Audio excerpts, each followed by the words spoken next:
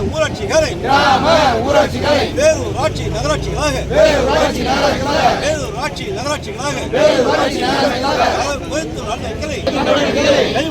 கைவிடுக வளர்ச்சித்துறை ஊழியர்களுக்கு ஆய்வு கூட்டம் என்னும் பெயரில் இரவு நேர ஆய்வு கூட்டம் நடத்துவது மனித உரிமை மீறல்தான்.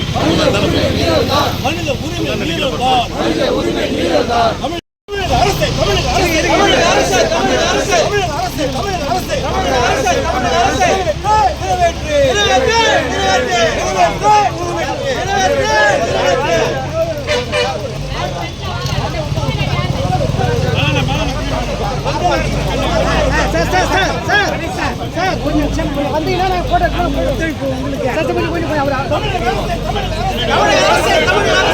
சத்யனா